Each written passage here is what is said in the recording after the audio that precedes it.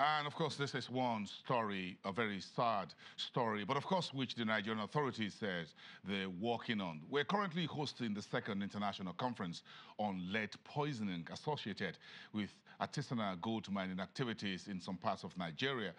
Local folks using rudimentary mining methods and crude processing techniques that is not peculiar to Nigeria, but to other countries in Africa. According to the Vice President speaking, delivering the keynote address yesterday at the conference, at the international conference in Abuja, the Vice President says artisanal mining and the life to enjoy the wealth from it is possible if we put in place the proper preventive measures and provide the right equipment. The VP says no country should have to pay for its economic prosperity and development with the lives and well-being of its people. But mining through poisoning is not really new in Nigeria. Zamfara State, 2010, the year 2010, 17,000 people were severely exposed to lead poisoning. An estimated 500 innocent children lost their lives due to acute lead poisoning. A few years after, in 2015, in Niger State, 2 villages, nearly 30 children died from severe lead toxicity and many more were poisoned. According to the Vice President, nearly 7,200 children in Zamfara and Niger States have received some medical treatment. Unfortunately, however, the Vice President says this treatment does not reverse the debilitating effects of lead poisoning and that the thousands of children who did not die of lead poisoning in Zamfara and Niger States may have to live the rest of their lives with the cognitive and other disabilities. Many of these children, according to the VP, may never attain their full potential as productive citizens. Now, let's move on to something very interesting as well.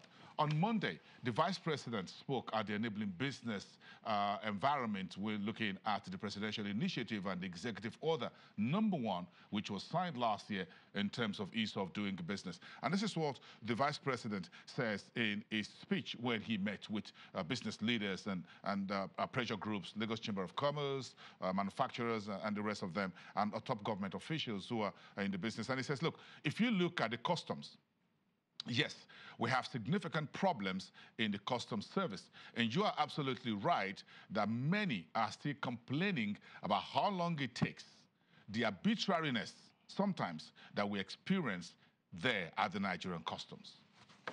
Now, the customs are having a face-off with freight forwarders and the long room. If you know what the long room is all about, that's going to get explained to you. What does it mean by the long room? If you're into a freight forwarder, you know what the long room means. I've had a privilege of being there a few times.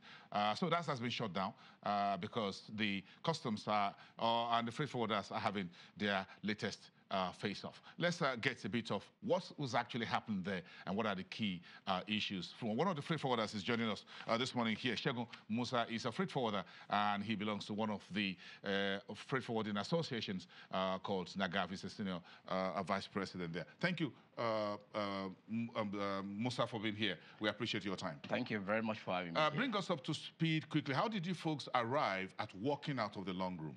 Yeah, first and foremost, it may interest you to know that the essence of using the aviation sector as an entry point for importation is because you want to expedite clearance of a shipment that's Nigeria bound.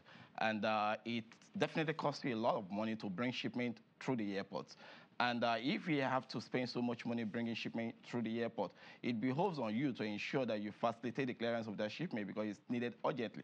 Take, for instance, perishables, spare parts, human remain, etc. Some factories are actually already shut down because of spare parts, and these are the essence of making use of the airport.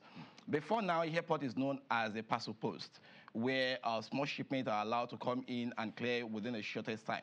Despite the fact it has the capacity to actually accommodate huge volume of cargo, especially small cargo with high value.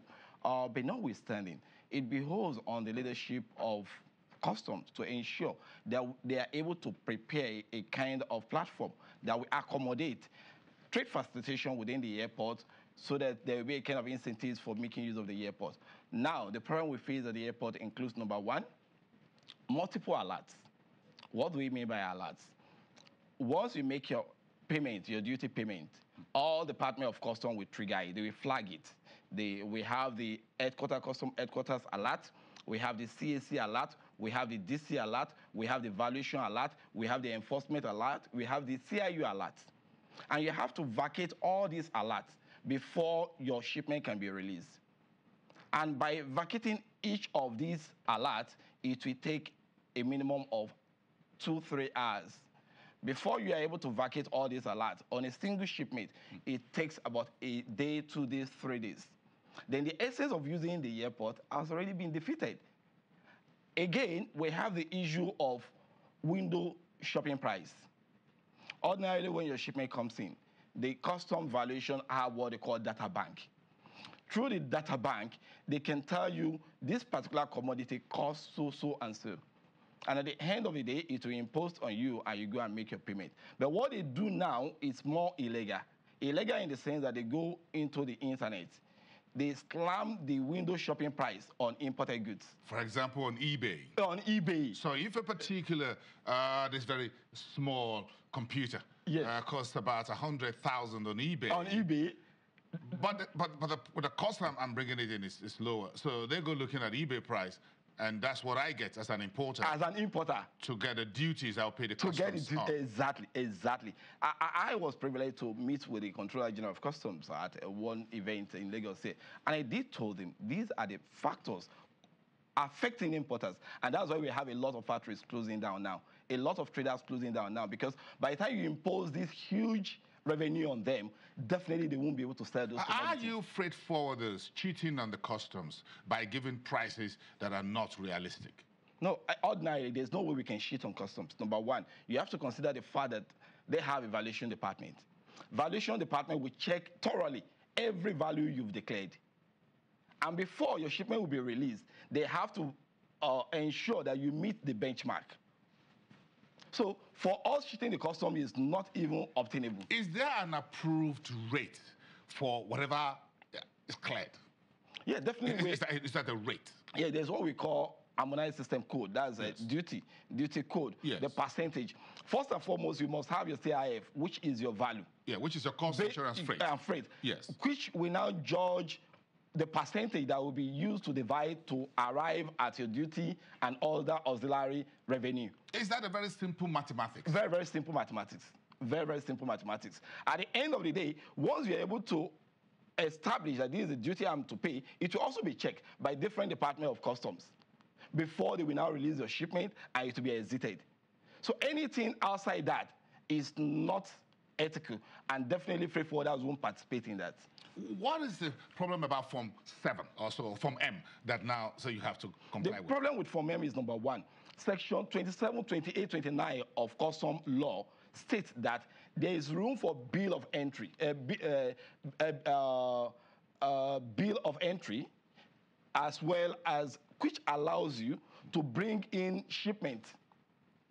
That when the shipment arrives, you have the opportunity to subject it to physical examination, then refer to valuation to appraised value. Yeah. Once the appraised value, based on the value that has been appraised, then you can now calculate your duty and make payment. If you have to go through the Form M and the power processes, definitely the essence of using the airport will be defeated. And this is the peculiar nature of the airport. Again, aside that, there is another custom law gazette that states that any import that is below $5,000 should not be subjected to Form M and PA. But we continue experiencing the problem of custom will insist every imported item, either 1 naira, $1, $2, must be subjected to PA and Form M.